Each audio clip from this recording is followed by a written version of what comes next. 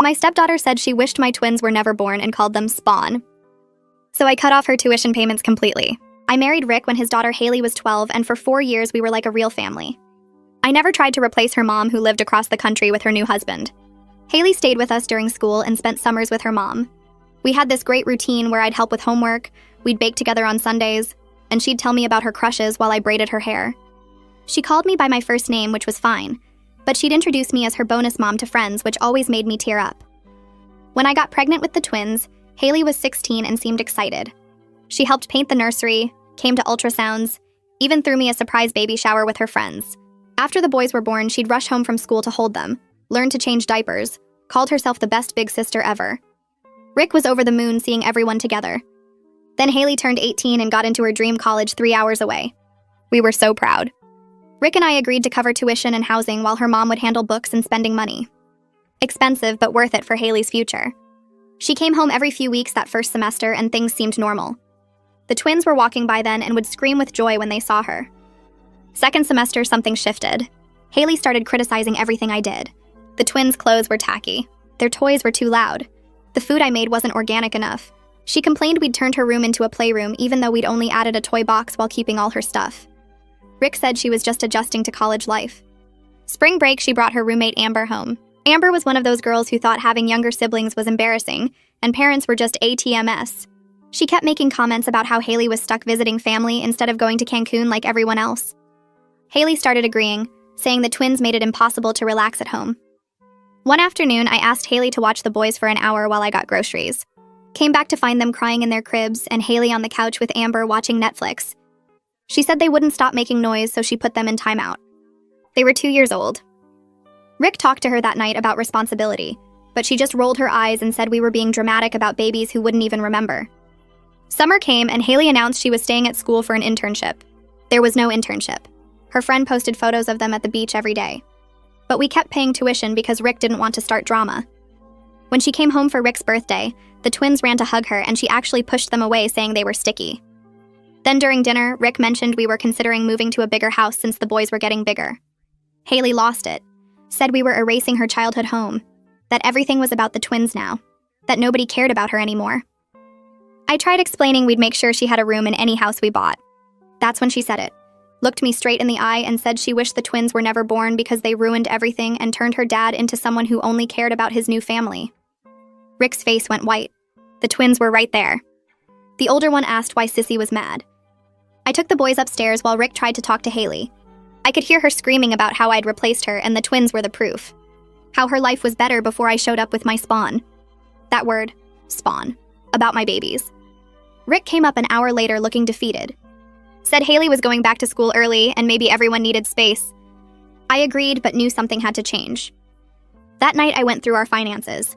We were paying $32,000 a year for Haley's education. Money that could go to the twins' college funds. Money we were struggling to afford with 2 babies. I made a decision, called the college financial aid office and said we needed to update our payment information for next semester. Removed our card and put Haley's mom's contact instead. Then I called her mom, Julia, and explained we could no longer afford tuition with the twins' expenses. Julia freaked, saying she couldn't cover it alone. I suggested Haley could take out loans like most students or transfer somewhere cheaper. 2 weeks later, Haley called Rick screaming that her registration was blocked for non-payment. Requested Reds is on Spotify now. Check out link in the description or comments. Rick moved through the house like a ghost for 3 days. He'd get coffee in the morning without looking at me, eat dinner with the twins while staring at his plate, then disappear into his home office until midnight. The boys kept asking why Daddy was quiet and I didn't have good answers. I tried talking to him twice, but he just nodded and walked away. On the 4th morning, I found him in the kitchen before the boys woke up. I asked if we could actually discuss this instead of pretending I didn't exist. He put down his coffee mug hard enough that it cracked against the counter. He said I should have talked to him before making such a huge decision about his daughter. I felt my face get hot and told him he should have defended me and the boys when his daughter called them spawn. He said that wasn't the point, and I was changing the subject. I said it was exactly the point because he let her trash our children without consequences, and now he was mad at me for doing something about it. He grabbed his keys and left for work without saying goodbye to the twins. Nova asked me at breakfast why Daddy didn't hug him, and I had to lie and say Daddy was just busy. The next afternoon, my phone rang with Julia's number. I let it go to voicemail, but then Rick's phone started ringing. He was upstairs changing Ember's diaper, so I heard the whole conversation through the baby monitor. Julia was screaming so loud I could make out every word. She said she was taking him to court for abandoning his financial obligations to his daughter. She said they'd made promises, and now he was breaking them to prioritize his new family. Rick sounded exhausted, trying to explain they never signed anything legally binding. Julia yelled that didn't matter because he'd verbally committed and she had witnesses. She said he was choosing his spawn over his first daughter, and she'd make sure everyone knew what kind of father he really was. Rick said he needed time to figure things out, and Julia hung up on him. I stood in the kitchen feeling weird because part of me was glad Julia was showing her crazy side, but another part felt terrible that I'd put Rick in this spot. He came downstairs 10 minutes later and we didn't talk about the call even though we both knew I'd heard it. My mom called 2 days later. I was surprised because we usually only talk on Sundays. She said Rick's mother had mentioned the situation and she wanted to hear my side. I explained everything, starting with the spawn comment and ending with cutting off tuition. I expected support, but instead she got quiet. Then she said I had every right to be hurt, but cutting off tuition without warning was cruel. She said I was acting like Haley was evil when she was really just a confused teenager watching her family change.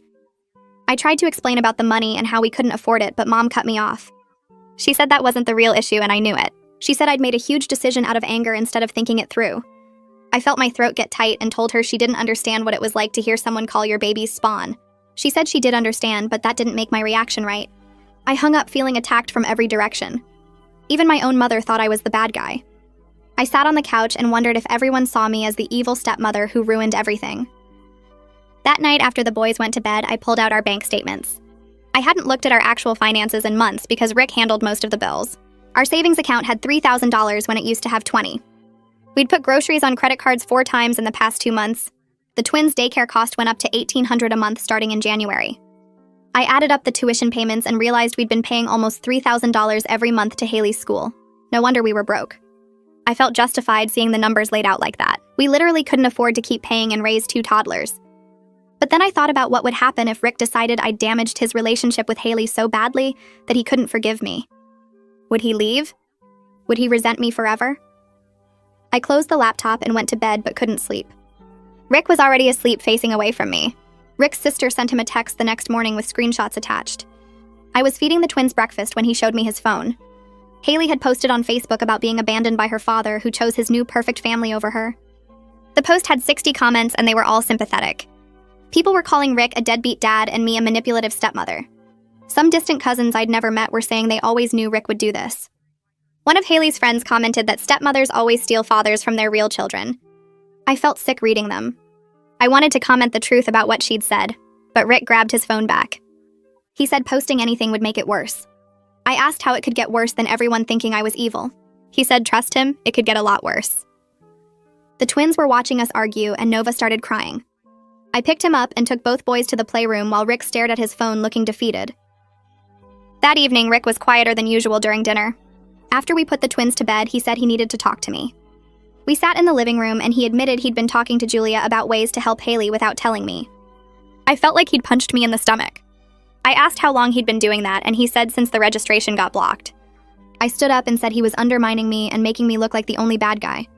He said he was her father and couldn't just abandon her. I yelled that he'd abandoned me by going behind my back to his ex-wife. He said I'd made a unilateral decision, so he was making one too. I said that wasn't the same thing at all and he knew it. He got up and grabbed a pillow from the couch. I asked what he was doing and he said he was sleeping in the guest room. I followed him down the hall asking if he was serious. He closed the guest room door without answering. I stood there for 5 minutes before going back to our bedroom. I lay awake until 4 in the morning thinking about how I might have destroyed my marriage over one horrible dinner. Nova woke up screaming at 2 in the morning 3 nights later. I ran to his room and found him crying about Sissy being mad at him. I held him and said Sissy wasn't mad, but he kept asking when she was coming home because he missed her. It took an hour to get him back to sleep. The next morning, Ember wouldn't let me leave the bathroom while I showered. He stood outside the glass door crying until I got out. At breakfast, he sat in my lap instead of his high chair and wouldn't eat unless I fed him. This went on for a week. I took them to their pediatrician for their regular checkup and mentioned the changes. The doctor asked if there was stress at home. I admitted things were tense with Rick and his daughter. She said gently that kids pick up on household stress and it affects their behavior. She suggested family therapy. I left feeling worse than when I came in. I'd cut Haley off to protect the twins from her cruelty, but now my decision was hurting them differently. A week later, a thick envelope arrived addressed to Rick from a law office in Julia's state. He opened it at the kitchen table while I made the twins lunch. His face went white as he read. He handed me the letter without saying anything. It was from Julia's lawyer demanding we resume tuition payments immediately. The letter threatened a lawsuit for breach of verbal contract and emotional damages to Haley. It claimed Haley's grades were suffering and she was experiencing depression because of our sudden abandonment. There were medical records attached showing she'd been prescribed antidepressants. Rick looked completely defeated. I sat down and read the whole thing twice. I said we never signed anything, so how could they sue us? Rick said verbal contracts can be binding in some states, and Julia probably had emails or texts where we'd discussed paying tuition. I asked how much a lawyer would cost to fight this. He said probably $10,000 just to start. I realized we were going to lose money either way. We couldn't afford tuition, but we also couldn't afford lawyers. I put my head in my hands, and Rick just sat there staring at the letter. Trish from work called me that weekend. She said her daughter went to the same college as Haley and she'd done some digging. I asked what she meant, and Trish said she'd had her daughter check Haley's social media. She sent me screenshots of Instagram stories from the past 2 months.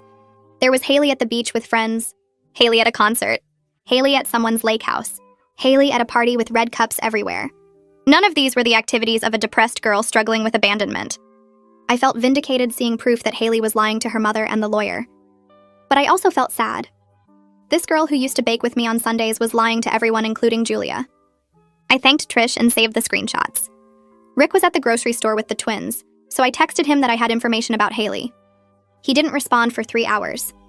Ken called my cell phone on Monday morning. Rick's dad and I had always gotten along fine, but we didn't talk much without Rick around. He asked if I could meet him for coffee without Rick knowing.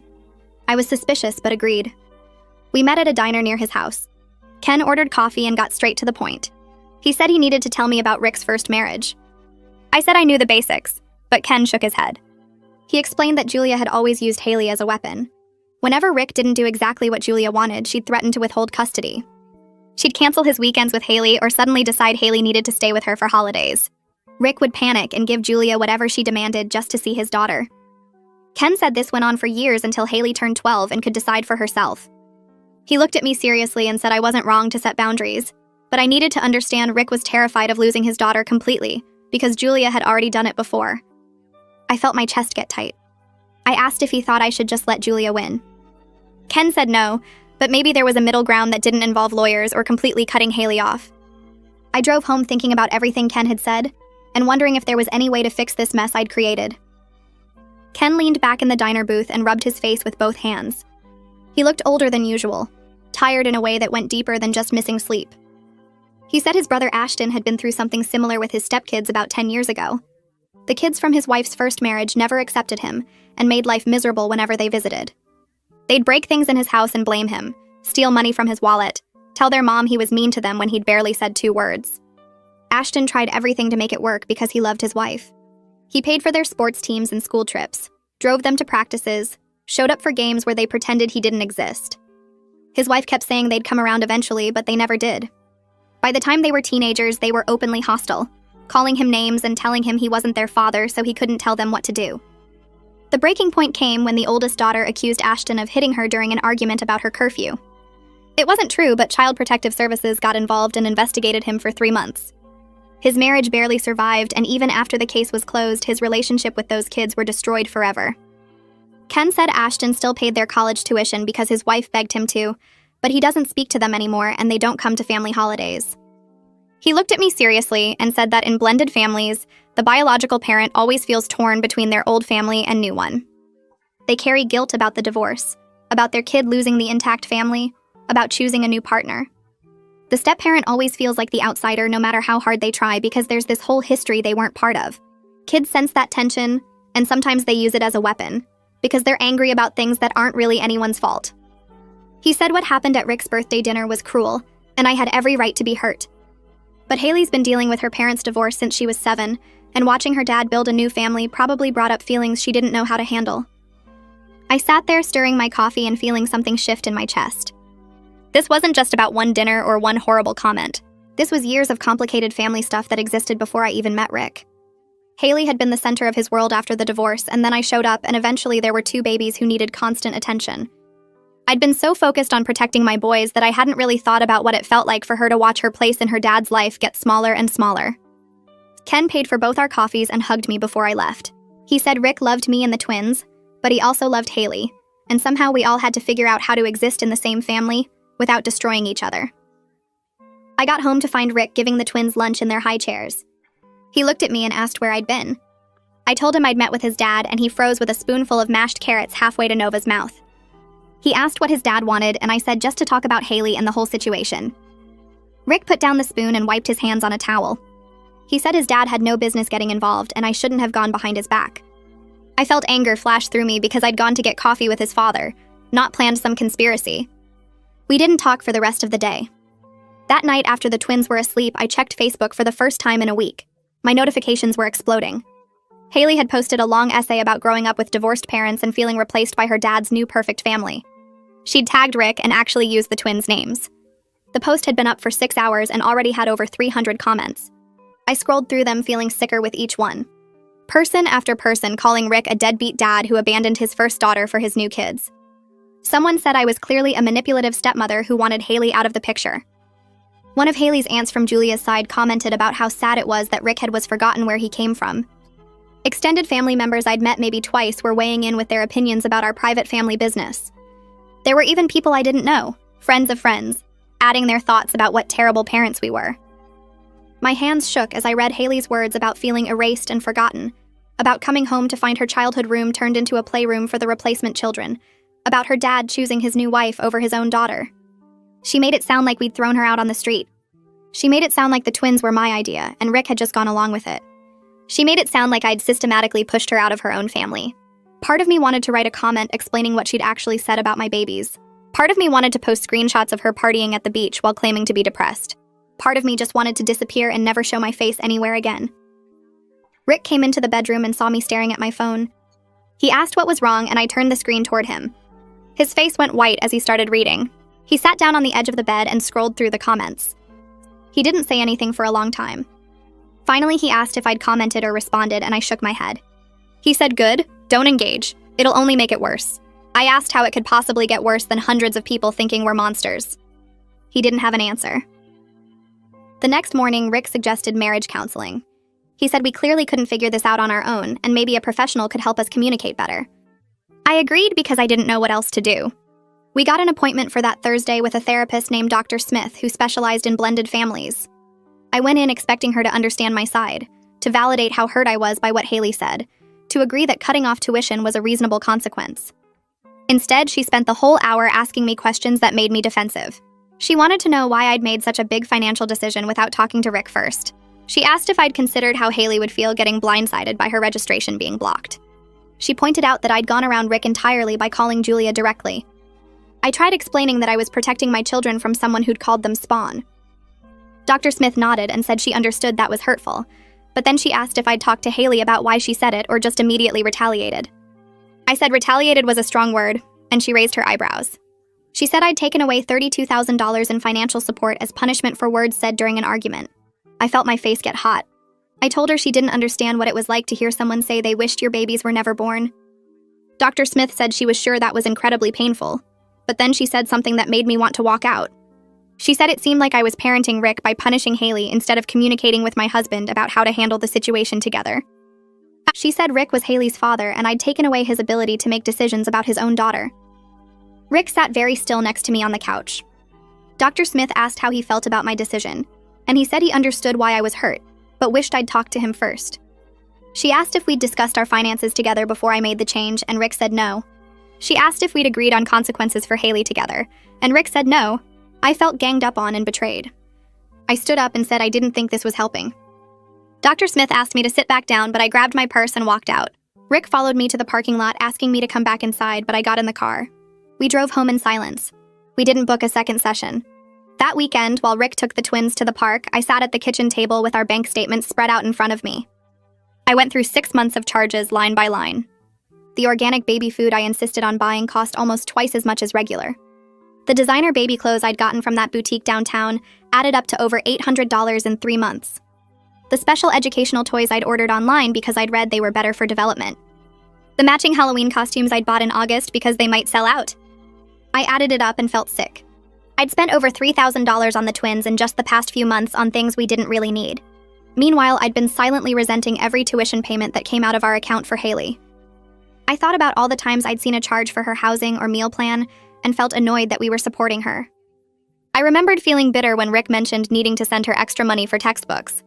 I told myself it was because she was ungrateful and didn't appreciate what we were doing. But sitting there looking at the proof of my own spending, I had to admit something ugly. Part of my anger at Haley came from jealousy about the money Rick had spent on her over the years. Money that went to her instead of going to me and the twins. Money that reminded me she'd been Rick's first family and we were the second one. I felt terrible about myself for even thinking that way.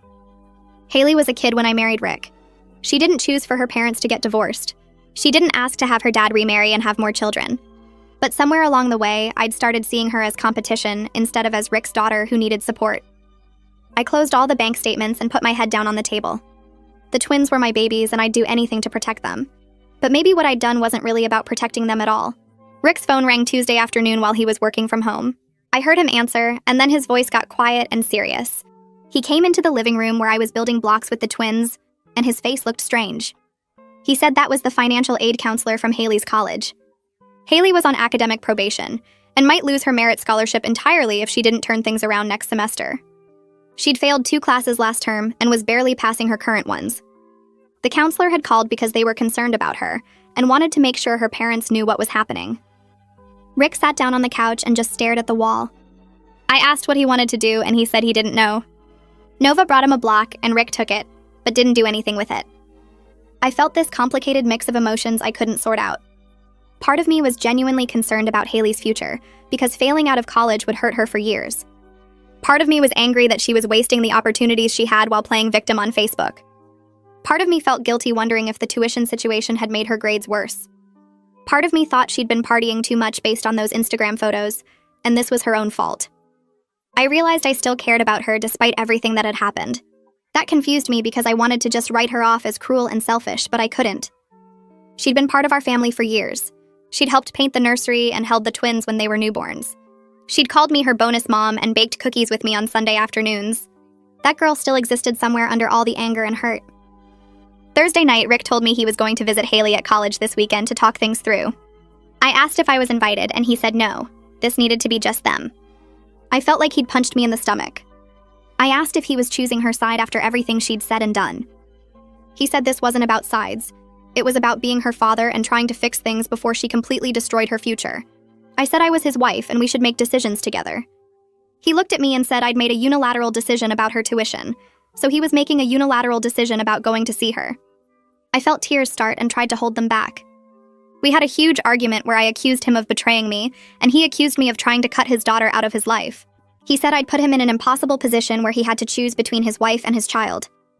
I said he was being dramatic, and he said I was being controlling. We both said things we probably shouldn't have. He slept in the guest room again. Friday morning, he packed a bag and left for Haley's college without saying goodbye. I stood in the kitchen watching him drive away, and wondered if our marriage was actually going to end over this. I spent the weekend working through everything with Rick while the twins stayed with my mom. We sat at the kitchen table with our bank statements spread out, the tuition numbers from community college written on a notepad, and we actually talked through what we could manage without destroying ourselves financially. Rick admitted he'd been terrified of Haley ending up like his cousin who never finished school and worked retail for 20 years, which was why he'd been throwing money at the problem instead of addressing her behavior. I told him I'd been so focused on protecting the twins that I'd forgotten Haley was still just a kid who'd watched her family split apart and didn't know how to handle it. We agreed to cover one semester at the community college near Julia's house, around $8,000 instead of $32,000, with clear conditions attached. Haley had to maintain a B average, attend family therapy sessions twice a month either in person or video, and no more social media posts trashing us. If she kept her grades up and actually worked on things, we'd help her transfer to a state school for her junior year. It wasn't the dream college she'd wanted, but it was something, and it felt more honest than just handing over money while she called my kids spawn on the internet. Rick drove to Julia's house to tell Haley in person while I stayed home with the boys. He came back 3 hours later looking exhausted but relieved, said Haley cried and admitted she'd been failing because she was depressed and angry, but didn't know how to ask for help. She agreed to the community college plan and said she'd try therapy if it meant not losing her dad completely. I felt this weird mix of hope and caution because I wanted to believe she was being genuine, but I'd also seen her manipulate situations before. 2 weeks later, we got the confirmation that Haley was enrolled for spring semester at the community college, living with Julia, and her first therapy appointment was scheduled. Rick seemed lighter, like he'd been carrying concrete blocks and finally put them down. Thanksgiving came faster than I expected, and suddenly Haley was driving up with Julia for dinner. I spent the morning cooking and trying not to throw up from nerves while the twins ran around asking when Sissy was coming. Rick kept checking his phone and rearranging things on the table that didn't need rearranging. When they arrived, Haley looked different, thinner and tired with her hair pulled back in a messy ponytail, instead of the perfect curls she usually had. The twins screamed and ran to her, and she actually got down on the floor and let them climb on her instead of pushing them away. Julia stayed for an hour making awkward small talk before leaving, and then it was just us. Dinner was quiet at first, everyone careful with their words, but Ember knocked over his milk and we all laughed and it broke some of the tension. After the twins went to bed, Haley asked if we could talk privately. My stomach dropped, but I followed her to the back porch where we used to sit and braid hair years ago. She looked at her hands and said she was sorry for calling the twins Spawn, that she'd been so angry about feeling replaced that she'd said the cruelest thing she could think of. She said her therapist was helping her understand that her feelings about the divorce and the new family were valid, but the way she'd expressed them was wrong. I told her I was sorry for cutting off her tuition without warning, that I should have talked to Rick first and handled my hurt feelings better, instead of making a huge decision out of anger. We both cried a little, and it wasn't perfect or completely healed, but it was something real. She went inside and played blocks with the twins before bed, and Nova fell asleep holding her hand. 3 months passed, and Haley called every Sunday to video chat with the twins. She'd hold up drawings she made in her art class, silly pictures of dinosaurs and trucks that made the boys laugh and point at the screen. Her grades came in at the end of the semester showing 3 Bs and an A-, and Rick cried when he saw them. She still made comments sometimes about feeling left out when we posted family photos, still had moments where you could tell she was struggling with everything, but she was actually trying instead of just being angry. I had to accept that our relationship would never be what it was when she was 12 and we baked cookies together on Sundays. She wasn't my bonus daughter anymore in that simple way, and the twins had changed everything whether anyone wanted to admit it or not. But she was working on things, and that mattered.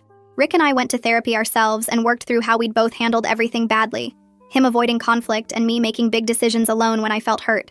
We had hard conversations about communication and priorities, about how we'd almost lost our marriage over not talking to each other. The twins asked about Sissy constantly, and lit up every time she video called, and when she came home for spring break, they followed her around the house like puppies. Things weren't perfect and probably never would be, but we were figuring out how to actually be a blended family, instead of pretending everything was fine while resentment built up underneath. I'd learned that protecting my kids sometimes meant having uncomfortable conversations instead of dramatic gestures, and that Haley was allowed to have complicated feelings about her family changing, even if the way she'd expressed them was completely wrong.